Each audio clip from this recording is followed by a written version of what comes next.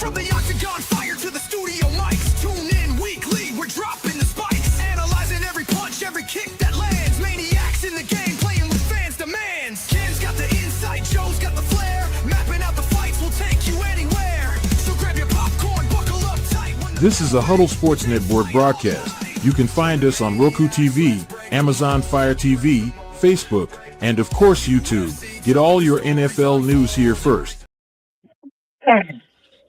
What's up, guys? Back again, MManiacs Podcast. Joined as always by Bare Knuckle Ken. What's going on, buddy? What's up there, man? Sorry, I just caught a coughing fit. Man. So, yeah. I just got back from training and, dude, so, you know, I've been telling you that I train with this former D1 Missouri wrestler, right? Mm-hmm. So when we were sparring the time before last, I got a round off him, and I think he felt some kind of way about it because when we came in on Monday, he gave me a stiff receipt, dude. Let's say that. Like, yeah, dude. He beat me like I owed him money. Like, dude, he sat on my head and just smashed the shit out of me. And so I managed. I mean, as much of a rape as it was, like, I still had my moments. You know, like he managed to, like, he took my back and had full hooks in, and I managed to fight the choke arm and pull his hook off and escape a full back take. And, you know, he was going for an arm bar. I managed to hitchhiker out of the arm bar and roll. What? But when I rolled, I ended up back in the arm bar position. But I hitchhikered again. And when I hitchhikered... Why don't you explain what the hitchhiker is there? Okay. So, well, let me finish first. So I hitchhikered again. And he abandoned the armbar and then, like, just pushed me back into side control and then mount again. And then he went north-south and he got me in this, like, head and arm, like, where he's basically smothering me. And I was sitting there, like, you know, where he's got, like, you got your forearm under their neck and you got, like, their arm and you got it, like, locked, dude. So he's basically driving his weight into the mat, into my head, and squeezing as hard as he can and trying to get me to tap. And I was going to tap. He wasn't choking me, but I was going to tap because it's just uncomfortable as fuck. It hurts. And it's like, at the same time, it's like smothering you. So, like, I'm not choking, but it's like just slowly starving me of oxygen, dude. Mm-hmm. But I don't panic tap when I'm drowning anymore. You know, that's like the first 6 weeks of white belt shit, you know? So I actually stayed there for about probably a minute in that position, dude, just trying to, like, fight and, like, you know, push his arm. Like, I would push his arm a little bit and, like, you know, catch me a little air. Like, but finally I was like, you know what, dude, like, how long do I want to stay here? Like, you know, sometimes you just got to tap and reset, dude, like, start again, you know? He got me. And then some of the guys were watching after. They were like, man, that was awesome. I was like, yeah, if you like snuff films, like. But, you know, I mean, I felt like they were just trying to be nice, like, you know, save my ego a little bit. Like, oh, man, you know.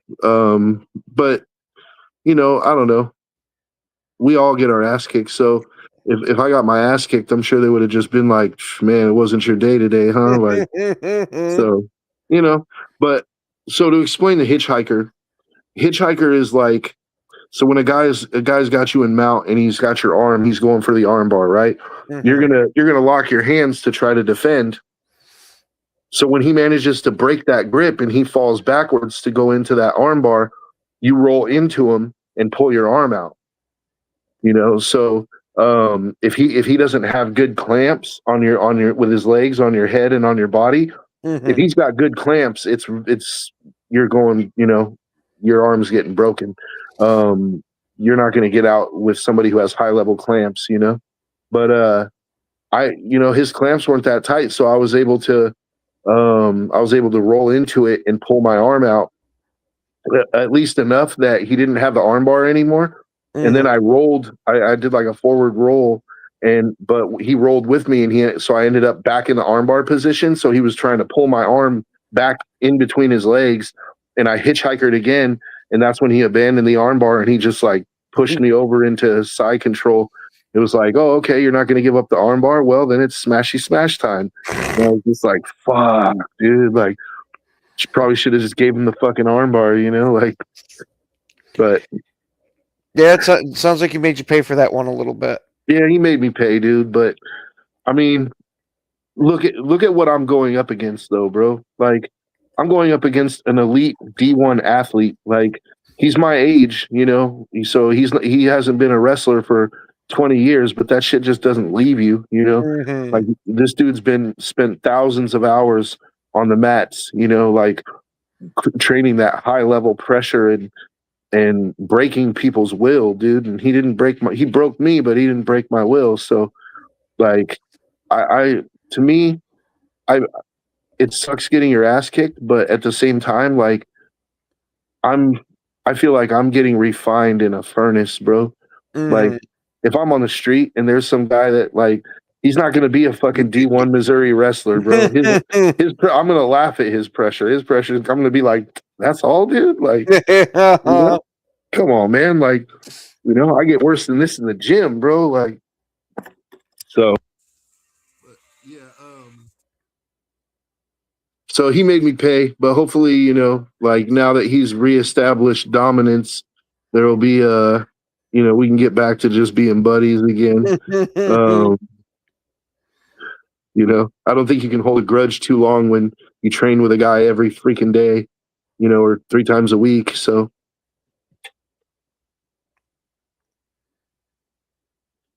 anyway, dude, I heard an interesting rumor. I don't know if it's true, if it's confirmed, because the website, I saw it on Facebook, but the page, the Facebook page, I don't know if they're really accurate or not, but from what I read, they signed a fight between Jorge Masvidal and Nick Diaz. Oh, no shit. And I mean, yeah, Nick is old, right? But Jorge's old too. And, you know, we saw what Jorge did to Nate, but that's Nate. Nick is a whole other animal, dude. Like, Nick has always been the better of the two. So I know it's like, you know, that fight, it'll draw the hardcore fans, and, you know, like, it'll draw people who understand what kind of a fight that's going to be. Like, that's going to be if that fight is true, that's going to be an absolute freaking war, bro. Did you hear about when it might be? I saw the date, but I don't remember it. But can you look it up real quick and just see if that's accurate? It might just be. And you said it was Nick Diaz, right? Nick Diaz, yeah.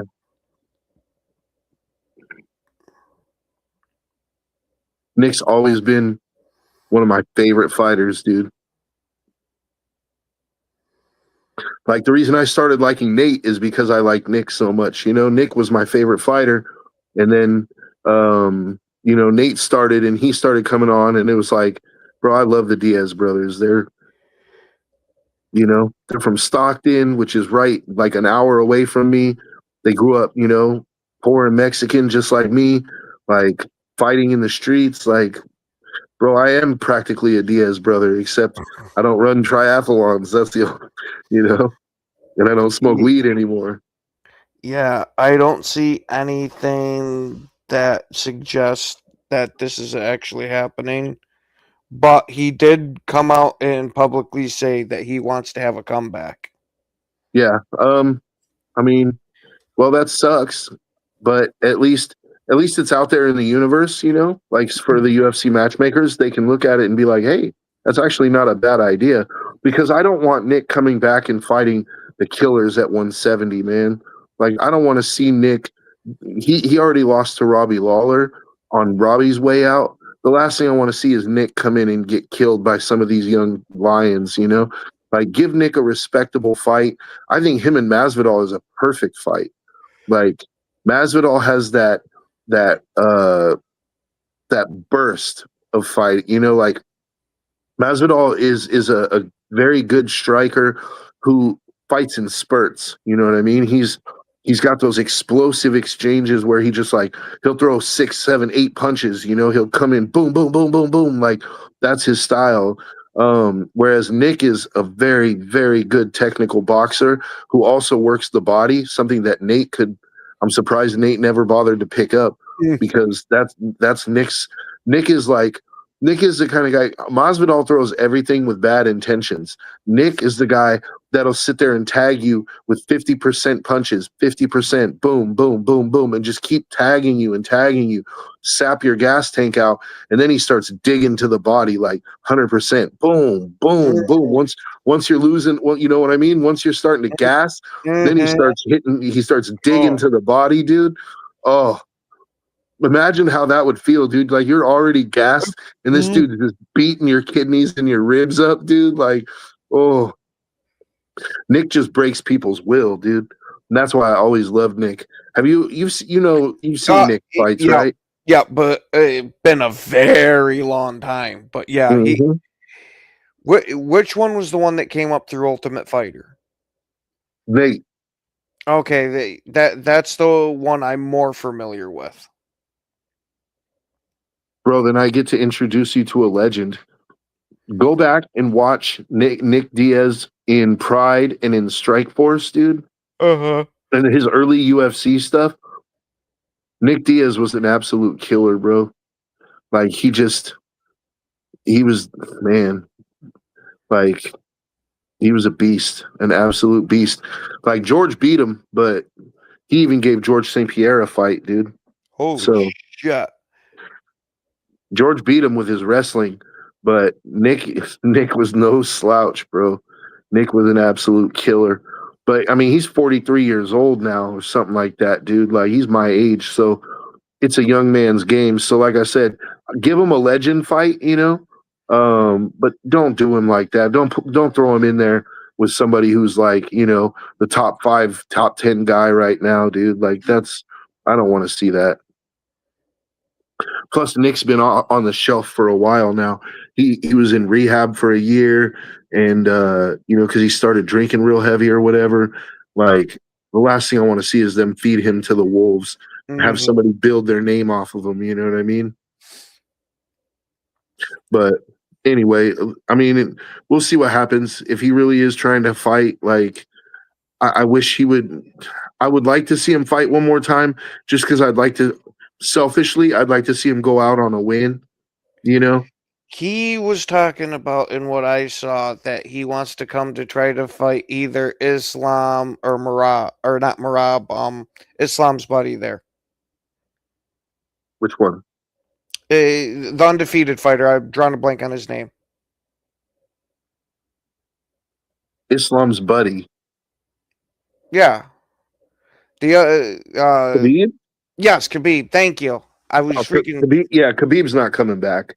Yeah, I thought that one was a little. But it doesn't surprise me though, because Nick is not the kind of guy that's going to want to come in and beat up some journeyman. Like Nick is like he wants to fight the best because Nick really does believe he is the best. Oh, yeah, because part of that was saying he wants to try to become a champion again. Yeah, but I don't want to see Nick fight Islam, man. Although I will say I do believe, even as old as he is now, that he's not an easy out for Islam. Like Islam might be able to control him with the wrestling and everything like that, but like Nick is not an easy out for anyone, dude. And Nick has a high level black belt jiu-jitsu game, dude. Like he's a Cesar Gracie black belt. He's no joke, dude. Nick is he's a monster, but yeah, the odds would have to heavily favor Islam, dude. Like, but if we could go back and get a time machine and we could get like 25-year-old Nick Diaz versus Islam, who now we're talking, dude. Like that would be, or even a 30-year-old Nick Diaz. You know, because Islam's already 30 something. You know, like Mm-hmm. you get give me a 33-year-old Nick Diaz versus a 34-year-old Islam, bro. It's yeah, that would be a fucking banger of a fight. But I think it would still the odds would still favor Islam, but it would be much closer. But anyway, so what are we looking at for the next card? I haven't even seen the next Paramount card yet. The next Paramount card or the next numbered event? The next numbered event is a fight night, isn't it? No, the next one I was talking about was 326. Oh, okay. There's not a fight night before that. There is. Hold on. It would be. Oh, the shit! This one should be a good one. February 21st. It's going to be headline by Sean Strickland and Anthony Hernandez. Oh, dude, I don't usually watch fight nights, but I'm tuning in for that one, dude. Because the winner of that fight is going to be the next to fight Shamaev, dude. Because Anthony Hernandez is coming off a huge win, and Strickland is still, you know, top 5 guy. I think he's like number 3 maybe. So if Hernandez can get by Strickland, that's going to be interesting. But if he doesn't, if Strickland manages to win that fight, dude, you get Shamaev versus Strickland, and there is bad blood between those two guys, dude. I don't know if you've been paying attention, but dude, I've caught a little bit of the wind of it. Strickland shits all over Shamaev, dude. On social media, he's just always just talking big shit, dude. And it's like, bro, I hope you know what you're doing. Like, you know, because Shamaev, when he doesn't even have a problem with the guy, he's coming in to kill you.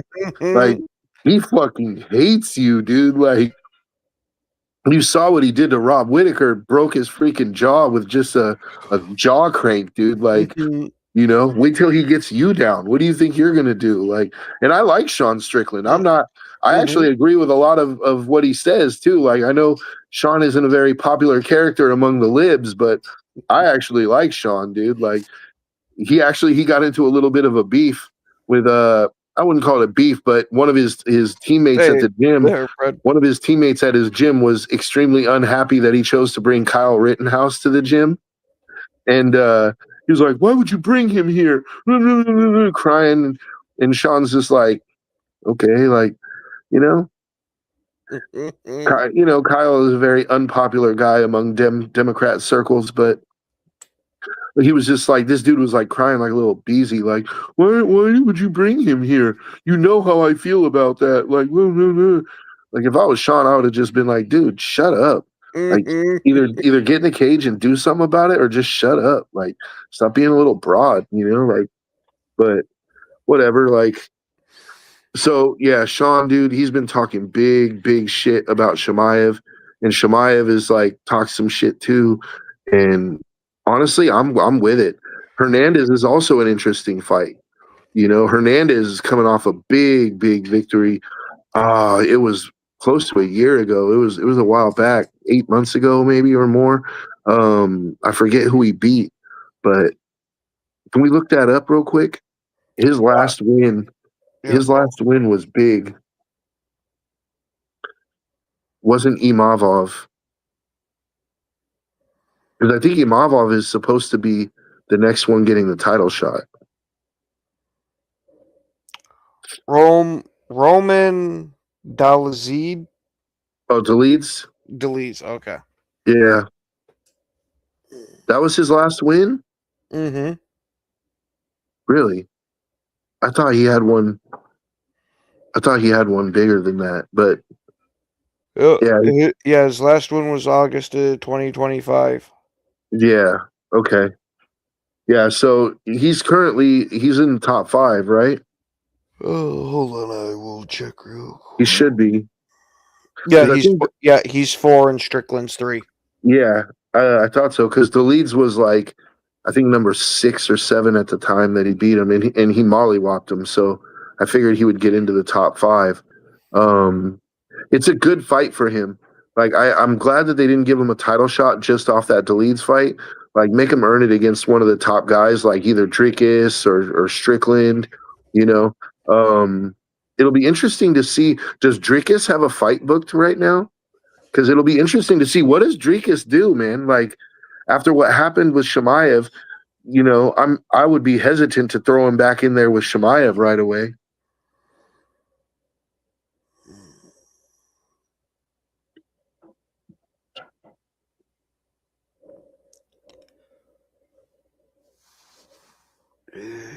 I'm not seeing anything so far for him having a fight lined up. Good. Hopefully he's in Dagestan right now. Hopefully he's training with Islam and Khabib right now. Yeah, I'm not seeing anything at all about him fucking having a fight already scheduled. Yeah, he needs to go work on his wrestling. If he's going to have any chance against Chimaev, he needs to go to Dagestan and go work on his game right there, dude. So is Chimaev booked for a fight already? He should be booked. I think it's Imavov is the number 1 contender, right? Dricus, Dricus is number 1 because Dricus just lost the belt. Yes, and then Imavov is 2. And then Strickland is 3. Hernandez is 4. Who Izzy's 5? Or is Izzy lower down? Izzy's 6. Braden Allen is 5. Interesting. I'll be interested to see what they're going to do with Izzy too. Like, you know, where's he gonna fight next? The middleweight division is kind of interesting because Chimaev realistically has a chance to go on a huge run, dude.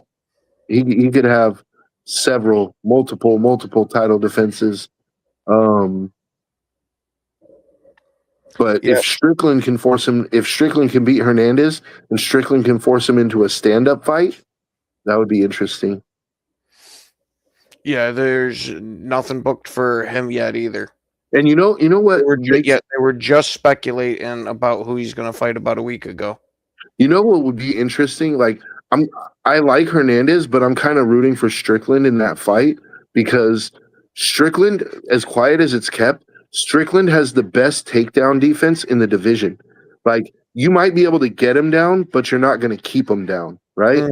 So it's the ultimate test because what is Chimaev? It's like Chimaev, if he gets you down, you're not getting up. Whereas Strickland, if you get him down, you're not keeping him down. So it's like it'll be a really fantastic fight in that sense, like to see who's able to impose their will, you know? Like who would you lean towards in that fight? Now, I like Strickland, but I've seen Chimaev just dominate people too easily, and that's stuck in the forefront of my mind, so it's hard to get off of that. Yeah, I favor Chimaev too. And I think that there's actually a non-zero chance that he dog walks Strickland. But I can see it. But I also, like I said, Strickland, that's kind of the litmus test though for me for that division, because if he can dog walk Strickland and you know take him down and keep him down, he's gonna defend that title 10 times, dude. Like as long as he wants, he's gonna be champ because there's nobody else in the division that has the takedown defense that Strickland does. Mm-hmm. So that's gonna be like, man, that's gonna be crazy if he can dog walk Strickland, dude. What's the 326 card looking like? Wow. You got Holloway and Oliveira main eventing it. And then you got Brian Ortega versus Renato Moicano. Renato Moicano. Okay. And I mean, Moicano's a good fighter, but wait, Moicano? Why is he fighting at 45? Or are they fighting at 55? They're fighting at lightweight. Yeah, 55. I was gonna say Moicano's a lightweight. He just fought Islam not too long ago Oh, okay. and got beat in the first round. But yeah, I mean Ortega versus Moicano is an interesting fight. Um, but Ortega hasn't really been himself for a few years now. It'll be interesting to see Ortega at 55 because he's fought at featherweight his whole career. And I wonder if maybe the weight cuts are just getting to be too much, you Mm-hmm. know? And Ortega, like, he's got an okay boxing game, but he's a jiu-jitsu specialist. Like, that's his real bread and butter. So it'll be interesting to see not having to cut as much weight if that, gives him more juice. And it'll be interesting. What else is on the card? And you got Kaio versus De Ritter. Who? Kaio versus De Ritter. Oh, Kyle and DeRitter? Mm-hmm. Man, why do they keep giving Kyle fucking strikers though, dude? Like, it's like they're bound to determine that this dude's not gonna ever get a title shot, bro. Like, give him a freaking grappler one time, dude. Like, bullshit. It'll be an interesting fight, but I mean, DeRitter's a kickboxer, dude. So it's like, what he's gonna do. And Kyle can strike, but it's not even the striking game is not even going to be close. Like, he's going to really have to find a way to get that to the mat, dude. In my opinion, I would rather see that wouldn't work because he's 55. But like, if you could balance it out and have him fight at 170, I'd rather see DeRitter and Hoofy fight because Hoofy has the stand up game to hang with him. Kyle, yeah, I don't like Kyle's chances in that fight, but we'll see. Go In ahead. that fight, do we get more of a breakup between the fighting nerds, or? No, I don't think so. I mean, define more of a breakup. Like, if Kyle loses, they're going to kick him off the team or something. Well, isn't he the one that was backing up Hoofy? Yeah, he's backing up Hoofy, but he's not backing up Hoofy against Silva. He's just saying, like, because people are speculating, like, whoa, is Hoofy off the team? And Kyle came out and said, nah, man, like, Hoofy's good, dude. Like, he's with us, Okay. Whereas Silva made it personal, and it's like, nah, there is no more Hoofy and Silva. Like, like, there is no more friendship there. Like, which is kind of like some little girl shit to me, to be honest with you. Like, how dare you go to another team to try to get better in your game and try to win a title? Like, It's like, come on, bro. What are you taking it so personal for? And I talked to my professor about it. I was like, dude, like, I don't understand why Jean Silva is talking smack, But I asked him, I was like, do you think that they'll like settle it in the gym, with like nobody but the team around? He was like, no, Hoofy kill Silva. He's like, no, Hoofy will kill Silva, dude. Like, I was like, you think so? He's like, oh yeah, Hoofy kills Silva. So, yeah, we'll see, man. There's also, Max and Charles, which it's an interesting fight to break down. Charles, he's still technically Charles, I guess, but after that Elia fight, it's like, I don't know, man. I hope that didn't crack his chin forever. Because then I think Max will probably knock him out too. And Charles is no spring chicken. So, this might be Charles's last fight. If not, then he's maybe got one or two left. Max is kind of getting to that area too. Like, Max is probably going to hang him up pretty soon too. The one thing I don't get is why would you make that fight for the BMF though? Like, Charles, as good as Charles is and as good of a finisher as he is, he's not known for knocking people out. He's not known for standing there and being like fighting stand up wars. Like he'll fight. He has had some moments in fights where he'll have a stand up banging war, but he always uses it to jump on your back. Like if he can rock you or if he can get you, just stun you for a second, he uses that opportunity to hop up on your back and choke you. So I think it's an interesting fight, but I don't know necessarily that it should be for the BMF belt. Like, just my opinion. I think there's better fights that could have been made. I honestly, like, now that I think about it, a really good BMF belt fight would have been Max versus Saint Denis, Benoit Saint Denis. That fight, because Benoit is the type of guy that, like, he's got 1 or 2 rounds of cardio in him, and he's just going balls to the wall, dude. So it would be interesting, especially in a 5-round fight. Can Max weather the storm? Because I do believe Max can outbox him, but can Max weather the storm for the first 2 rounds? Because if he does, I believe he takes the fight. And it'll be easy by round 3 or 4. He'll be winning easy. Might even probably even put him away. But I mean, I get it. Charles. So Charles, I was talking about Charles and Max. Like, I like the fight. It's an intriguing fight. I just don't know why they decided to make it the BMF fight, though. That's what I was kind of wondering. Because, yeah, Charles has the accolades of being the number 1 finisher in UFC history and all that. But the last time we saw this guy, his eyes were reading tilt. It's kind of hard for me to say, that's a bad motherfucker right there. I know he is because of watching him before. But with that being the last image of it, like, to me, that's not a guy that should be fighting for the BMF belt. I think that this is kind of their way of giving him a send-off, that they might be making Max the career killer.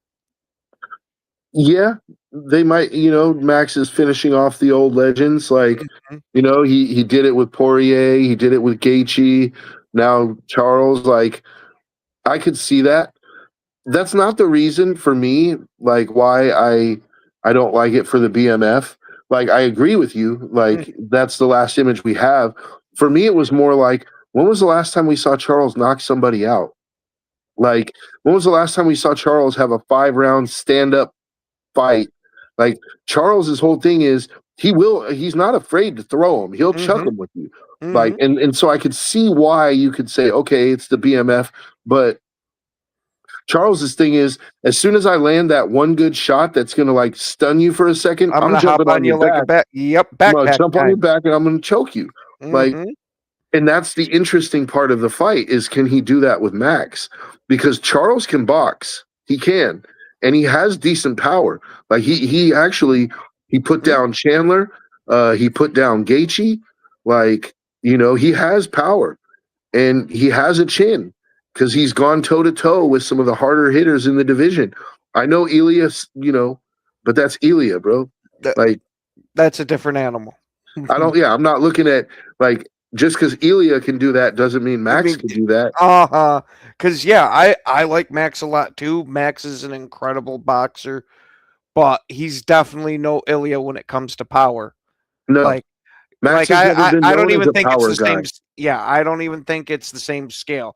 Ilya's going to be, Ilya. Max is going to beat you on pure boxing skill. Yeah, and Max finishes guys, but it's volume. It's not power.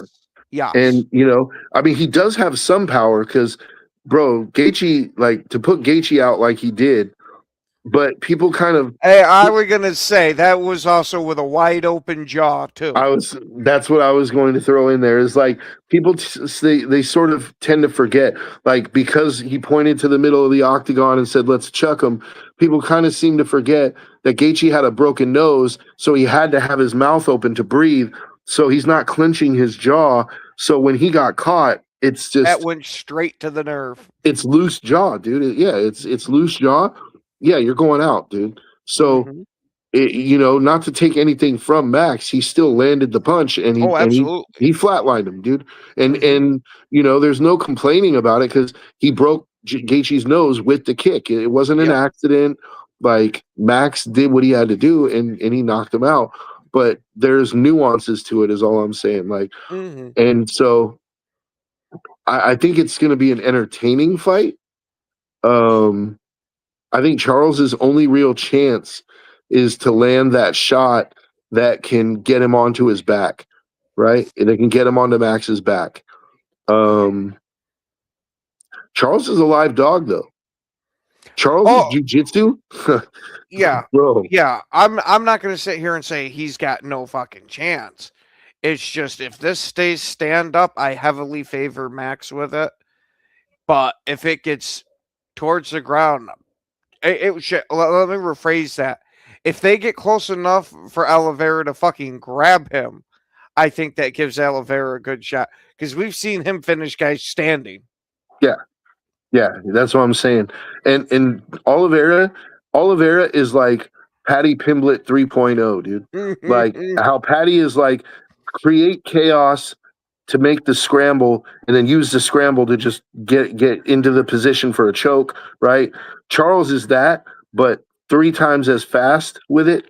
Like it is absolutely amazing how fast Charles can go from hitting you with a punch to all of a sudden he's on your back choking you. Mm-hmm. Like he's the fastest in the world at it, dude. In mixed martial arts, at least, his transitions are flawless, dude. His offensive jujitsu is ridiculous. His defensive jujitsu, I mean, I think he's a world champ. So, like, obviously, I'm not going to sit here and say he has a shitty guard game or anything like that. Like, who am I to talk to, you know what I mean? To talk about Charles like that. But I'll say that it's not the bread and butter of his game. Mm-hmm. His game is offensive jujitsu. So we'll see, man. Who are you picking in that fight? I really like Oliveira.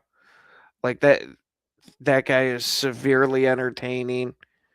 But I think Max continues the legend killer streak with this one. And let's not forget, I mean, can you look it up? I think Charles is like 38 right now, dude. Charles is old. He's pretty old. Hold on. And Charles is at, He's 36. okay, 36. 36 at lightweight is old. I mean, that's where Gaethje's at. Gaethje's 37, right? Like you're nearing the end of the line, dude. Like if this isn't Charles's last fight, I honestly think if Charles loses this fight, he might hang it up. That's what I got the feeling too. That's why I kind of refer to it as the legend killer with Max, because we saw it happen with Dustin Poirier, and it kind of feels like they're setting this up the same way. Like Max is going to put all these legends on the shelf. Yeah, I don't know that I like that. I'm not saying whether I like it or not. It's just I got that feeling. No, yeah, I'm not disagreeing with you. I think you're probably right that that's what they're trying to set up. I just don't know if I like that because I like Max and Max is a legend himself, but I don't know. It's not for me. Like to make Max the legend killer all of a sudden, you're gonna have him I beat mean, guys that are over the hill. To be fair, he's an old guy himself. He's 34. And he's an old 34. Like Mhm. Max has been fighting since he was like 21, dude. Yeah, that's kind of my point with it is that he's the legend killer, but it's still not like to where at least the youth factor is a major disadvantage. These guys are all right around his age. Yeah. Yeah. You're right. I mean, it's not like they're feeding him to a 25-year-old lion, dude, but at the same time, I don't know. It's good for Max's legacy, obviously. They're trying to build Max up. He'll be the guy that retired Poirier, the guy that retired Oliveira. That's a hell of a thing to hang your cap on. Yeah. But I'm going for Charles in this fight. I like Max. Max is a good dude and a good fighter, but I want to see Charles upset the apple cart. You know what I mean? I want to see him like land that good shot, hop on his back, and just strangle him, dude. You know, because everybody's probably picking Max. I'm interested. Do they have the odds out for that fight yet? You said it's on the 21st, right? Or is that the fight No. night? That the fight night's on the 21st. This When one's is- in the this one's I think March 7th. Okay.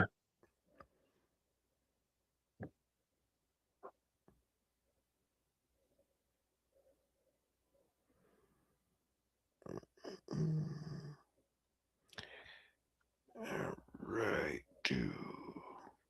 As of right now, it is Holloway minus 200 and Oliveira plus 154. That's not bad. I mean, they're making obviously Holloway's the favorite, but he's not a heavy favorite. Mm-hmm. They're that I'm okay with that. They're showing Charles some respect there at minus 155. I mean plus 155. They're showing him some respect there. Mm-hmm. So I think they recognize he's a live dog too. And I'm going for Charles, man. I mean, for obvious reasons, right? Like he's the jiu-jitsu guy. Like Just like I'm going with Max because he's the boxing guy. yeah, it's all good, man. It's all good. We're gonna find out. Well, you know, like we're gonna find out. I hope Charles can get it done, dude. Because that would be dope. Like he's already I think he's a 2-time lightweight champion, I'm pretty sure. and he has the most finishes in UFC history. So if he finishes Max, he adds to that. Plus, he gets the BMF belt. I mean, if I'm Charles, if I win, I might hang it up. Oh shit! If I win, I might try to squeeze out another big fight out of it. Since Maybe I got so. since I got the BMF belt, fuck it. Might as well milk one more payday out of them. Do you defend the BMF belt I would fuck it. for that last fight? Uh-huh. Because I was talking about it and I was like, you know what I think would be a banger fight for the BMF would have been Max versus Benoit Saint Denis. I definitely would like that. Because Benoit Saint Denis,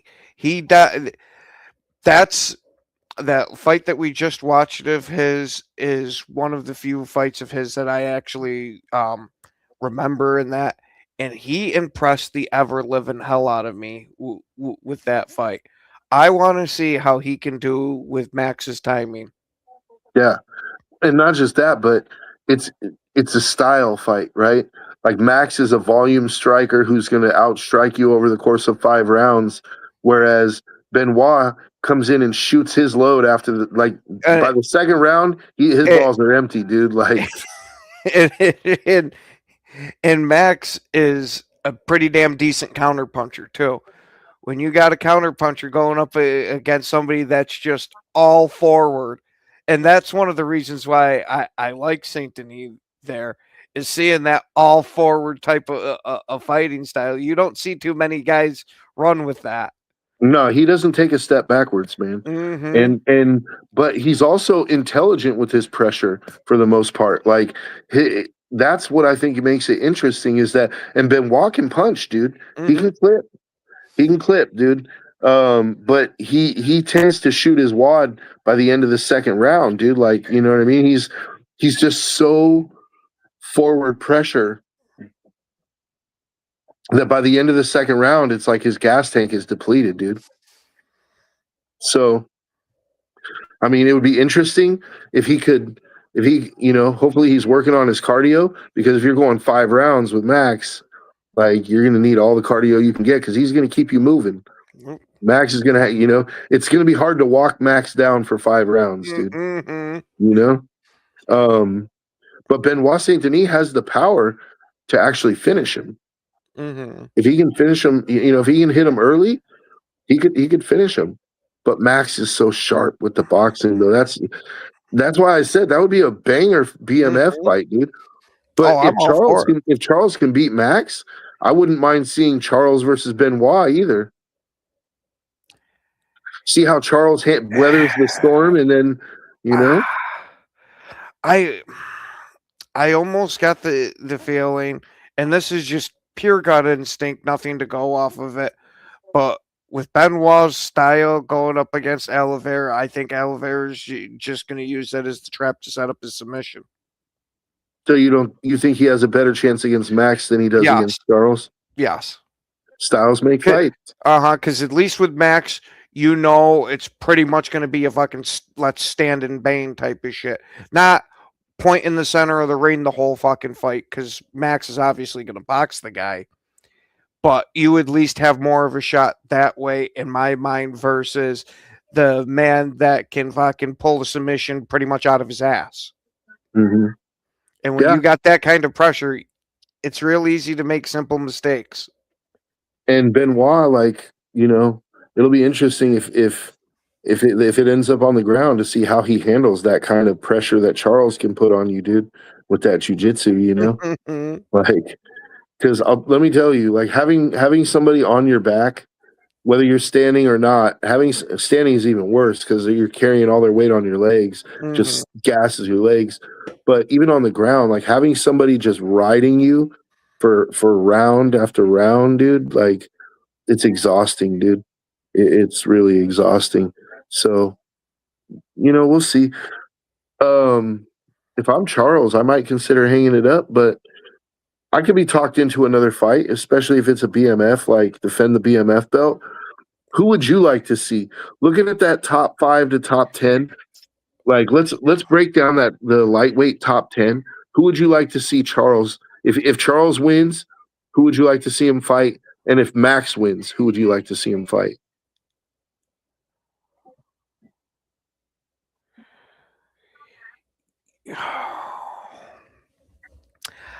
For Charles, now.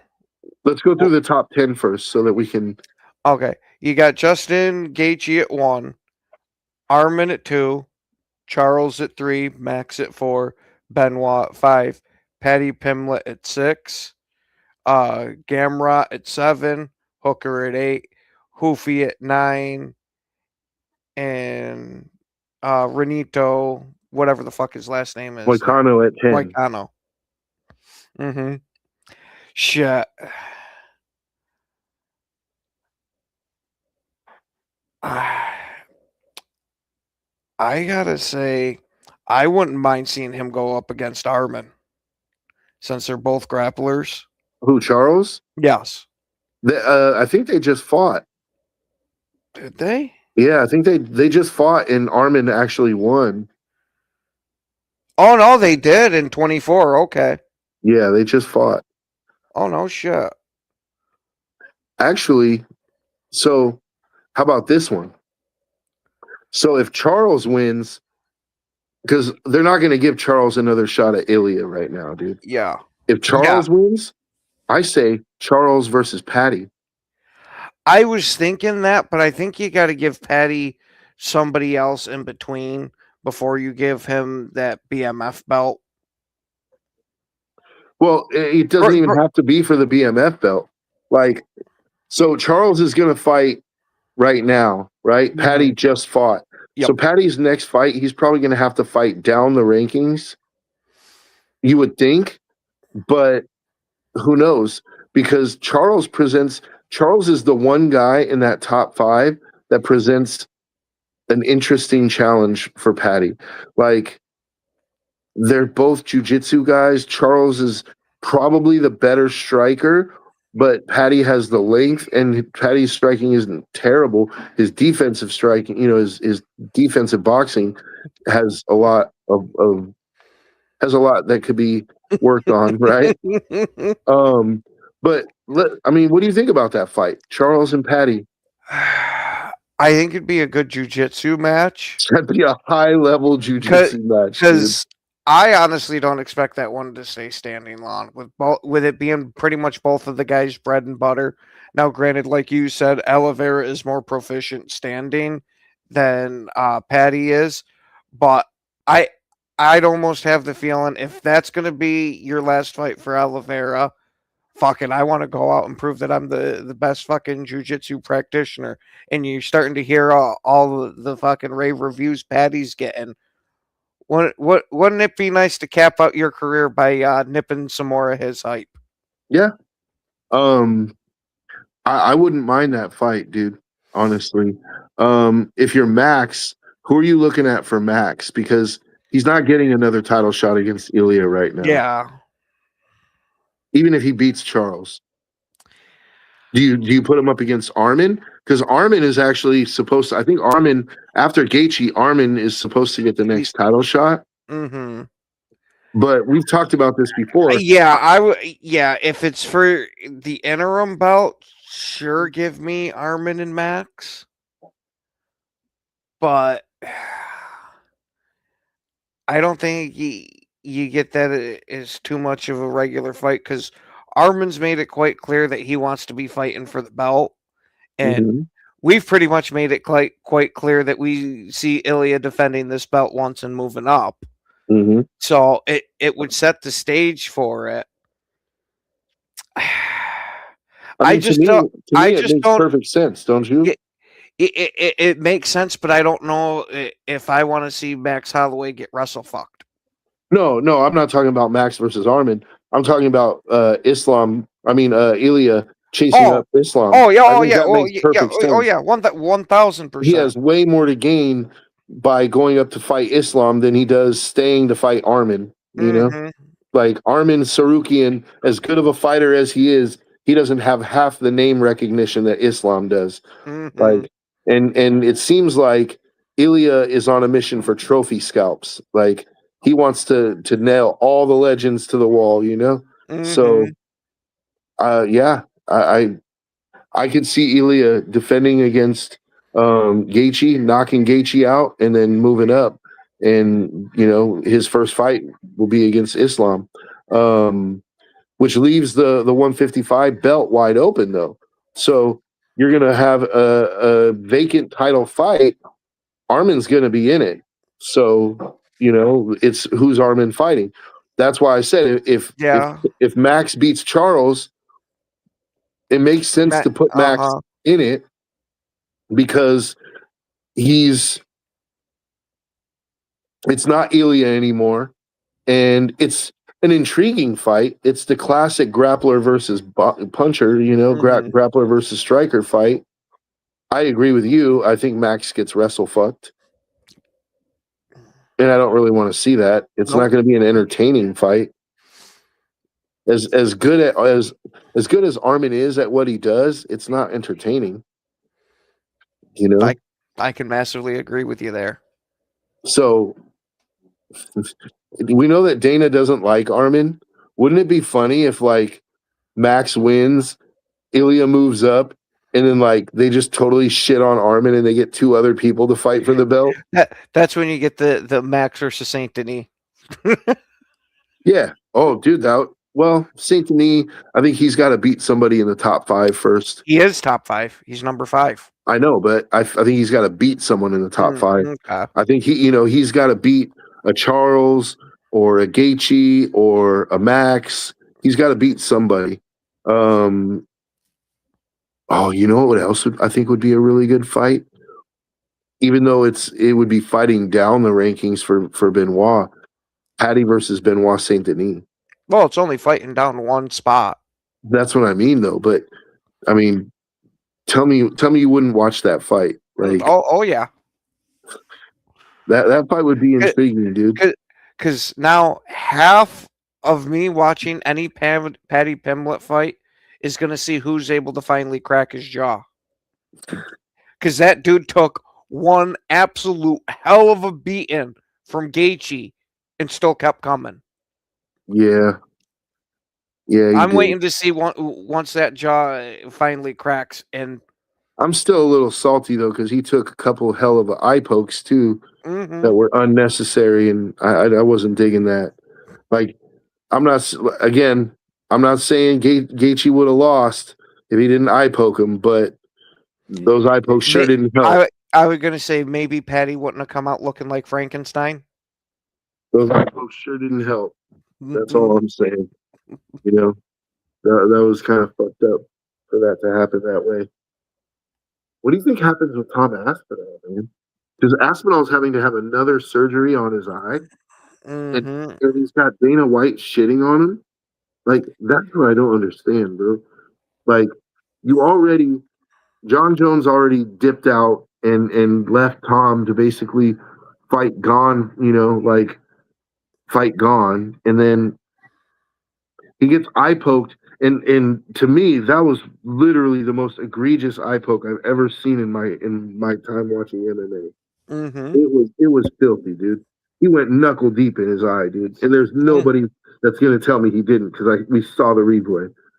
Right? You not only saw him go knuckle deep, you saw once he registered that it was there, he pushed farther in, and then not only did he have the one that pushed in, the other one dragged across his eye. Yeah. I can see why the guy's had 3 fucking eye surgeries. Yeah, but the thing is like Dana doesn't make sense to me sometimes because it's like, bro, your heavyweight division is shit, right? You have Tom. Tom is the only real bright spot in that whole division, and you're going to sit here and shit on him because he got eye poked, the most egregious eye poke in the history of MMA, and then you're going to sit here and you're going to chase away your only star at heavyweight. It makes you wonder if Dana White feels a certain type of way from the way Aspinall was going at John Jones, that you came after my freaking golden goose like that. How dare you? And I'm going to do what I can to bury you. Well, Dana has historically gargled John Jones. And it wouldn't be the first fighter that's gotten buried. No. I mean, look at what he's doing with Armin right now. He buried Marab for a while, too. But until he couldn't deny him anymore. Like, I mean, once you win fucking, 10, 12 fights in a row, it's like, bro, like, I got to give you a shot now. It's, it just becomes inevitable. And that's where Armin is kind of at now, is like, he's just, he's made himself undeniable. But it doesn't mean he's going to be an entertaining champion, So, yeah, I don't know, man. Hey, thanks for stopping in, Brent. Yeah, what's up, Brent? So we'll see what happens, dude. I'm excited for that fight night card, though. Strickland versus Hernandez is going to be a good fight. And, man, if Strickland wins, I think he's next for Chimaev after Imavov, because Imavov is number 1, or it is number 2, and Imavov should be getting the next shot because Drickus sure ain't getting it, right? So but it is that time. Well, yeah. Oh, yeah, you're right. Time to go, guys. We thank you guys for joining us. Come back next week. Make sure to like and subscribe. Tell a friend. And thank you guys. Ken, you got anything to say on the way out? Nope. We will see y'all next Sunday. Or next Wednesday. Wow.